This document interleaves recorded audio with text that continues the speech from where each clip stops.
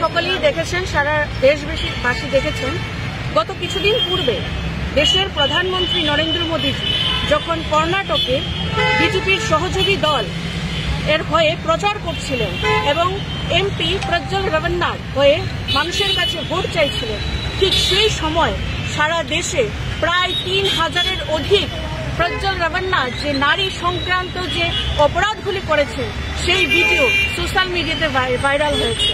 এবং আশা করি আপনারা সকলেই এই ভিডিওগুলি দেখেছেন। যে ভিডিওগুলি দেখলে তা প্রমাণিত হয় যে প্রজ্জ্বল রেবন্না একজন নারী বিরোধী এবং ওনারা যখন সরকারে ছিলেন, উনি একজন দেশের প্রাক্তন প্রধানমন্ত্রীর পরিবারের লোক,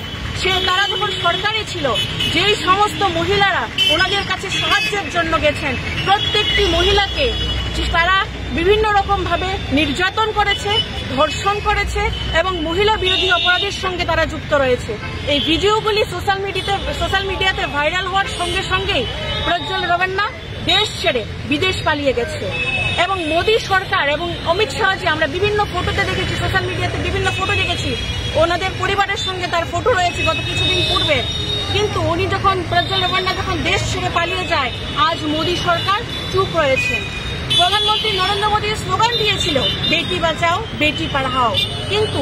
যখনই বিজেপির সহযোগী দল কিংবা বিজেপি দলের কোনো শাসক দলের কোনো এমপি এমএলএরা মহিলা বিরোধী অপরাধের সঙ্গে যুক্ত হন, ঠিক সঙ্গে সঙ্গেই মোদী সরকার বেটি বাঁচাওয়ের স্লোগান ভুলে গিয়ে ধর্ষক বাঁচাওয়ের অবতীর্ণ হন।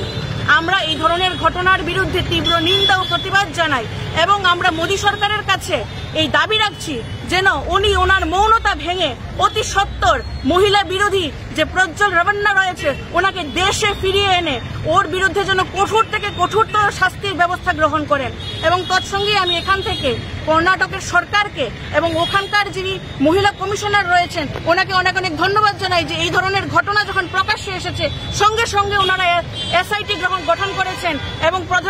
ওখানকার মুখ্যমন্ত্রীকে চিঠি লিখে সেই ধর্ষকের বিরুদ্ধে যেন কঠোর থেকে কঠোর শাস্তির ব্যবস্থা করা হয় সেই পদক্ষেপ গ্রহণ করেছেন। এবং আমরা আজ দেখেছি সেই ধর্ষকের পিতাকে কর্ণাটক সরকার গ্রেপ্তার করেছেন এবং দেশের সরকার, কেন্দ্রীয় সরকার এবং প্রধানমন্ত্রী যেন তার মৌনতা ভেঙে ধর্ষকের বিরুদ্ধে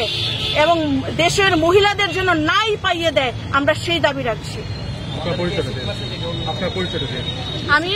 ত্রিপুরা প্রদেশ মহিলা কংগ্রেসের জেনারেল সেক্রেটারি শ্রেয়সী লস্কর।